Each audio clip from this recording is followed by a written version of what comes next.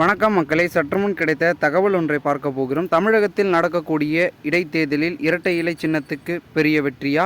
இந்த ஒரு தகவலை பற்றி தான் பார்க்க போகிறோம். இதுபோன்று அதிமுகவின் தினசரி தகவல்களை தெரிந்து கொள்ள நம்மளுடைய சேனலை சப்ஸ்கிரைப் செய்து வைத்துக் கொள்ளுங்கள் மக்களே.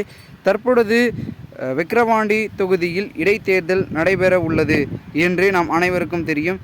ஏனென்றால் அங்கு தற்பொழுது விக்கிரவாண்டி எம்எல்ஏவாக இருந்த புகழேந்தி, அதாவது திமுகவின் பார்த்திங்கன்னா முக்கிய எம்எல்ஏ அவர் பார்த்திங்கன்னா மறைந்ததன் காரணமாக தற்போது ஜூலை 10ஆம் தேதி இடைத்தேர்தலை நடத்த தேர்தல் ஆணையம் முடிவெடுத்திருந்தது. இந்த நிலையில் 2016 மற்றும் 2021 தேர்தலில் திமுக அங்கு பார்த்திங்கன்னா வெற்றி பெற்றது என்றே நாம் கூறலாம். ஆனால் தற்பொழுது 2019 இடைத்தேர்தல் பார்த்திங்கன்னா அதிமுக வெற்றியை பெற்றது என்பதும் குறிப்பிடத்தக்கதாக பார்க்கப்படுகிறது. இதனால் மிகப்பெரிய அளவில் இருந்து கொண்டிருக்கும் சூழலில் தற்பொழுது திராவிட முன்னேற்ற கழகம், அனைத்து இந்திய அண்ணா திராவிட முன்னேற்ற கழகம் தற்பொழுது என்ன சூழலில் அங்கே இருக்குது அப்படின்னு கேட்டிங்கன்னா, அதிமுக தற்பொழுது தொடர் தோல்வியை சந்தித்து வருகிறது. ஒரு அரசியல் கட்சினா வெற்றி தோல்வி என்பது சாதாரணம், வரும் போகும். அதையெல்லாம் பொருட்படுத்தாமல் அடுத்த கட்டமாக தோல்வி அடைந்தால் தோல்வியில் நாம் என்ன கற்றுக்கொண்டோம், அதை தற்போது இடைத்தேர்தலில் செய்யாமல் அதற்கு எதிராக ஒரு புதிய திட்டத்தில் கையில் எடுத்து நாம் வெற்றியை பதிக்கப்பட வேண்டும் என்ற ஒரு நோக்கத்திற்கு அனைத்து இந்திய அண்ணா திராவிட முன்னேற்ற கழகம் தள்ளப்பட்டிருக்கிறது.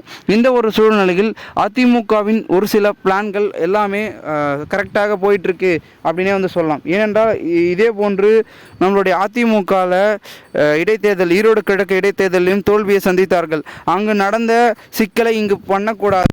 இந்த ஒரு சூழ்நிலையில் தற்பொழுது அங்கு பாமக மிகப்பெரிய அளவில் ஒரு தனி பெரும்பான்மை இருப்பதன் காரணமாக அதே ஈடாக நாம் ஒரு வேட்பாளரை களமிறங்க வேண்டும் என்ற ஒரு நோக்கத்திலும் அதிமுக தலைமை முடிவெடுத்திருப்பதாகவும் கூறப்படுகிறது.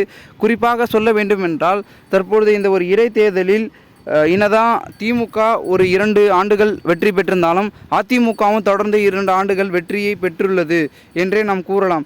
இந்த ஒரு சூழ்நிலையில் விக்கிரவாண்டி தொகுதியை எடுத்துக்கொண்டால் பல்வேறு விதமான கட்சிகள் போட்டி போட்டாலும் கூட திமுக என்ற ஒரு நேரடி போட்டி தான் நிலவும். அதிலும் குறிப்பாக சொல்ல வேண்டும் என்றால் கண்டிப்பாக கடந்த முறை திமுக எம்எல்ஏவாக இருந்த புகழேந்தி அவர்களுடைய ஆளுமையில் மக்கள் சந்தித்து விட்டார்கள். அடுத்த முறையாக அதிமுகவை தான் தேடி செல்வார்கள். ஆகையால் அதற்கேற்ற போல் நாம் காய் நகர்த்தி தமக்கான வெற்றியை பதிக்கப்பட வேண்டும் என்ற ஒரு நோக்கத்தில் அதிமுக தலைமை ஒரு சில முடிவுகளை எடுத்துக்கொண்டிருப்பதாகவும் அதில் நம்மளுடைய சிவி சண்முகம் அவர்களுடைய பேச்சுக்கள் அதிகமாக எடுபடுவதாகவும் கூறப்படுகிறது.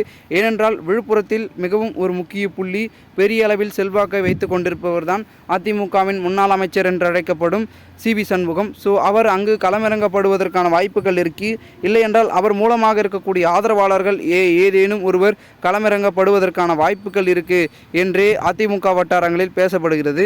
ஆகையால் தமிழகத்தில் நடந்த நாடாளுமன்ற தேர்தலில் நாம் தோல்வியை தழுவினோம். இந்த ஒரு தேர்தலில் மிகப்பெரிய வெற்றியை நாம் படைக்க வேண்டும் என்ற ஒரு நோக்கத்தில் அதிமுக செயல்படுவதாகவும் கூறப்படுகிறது.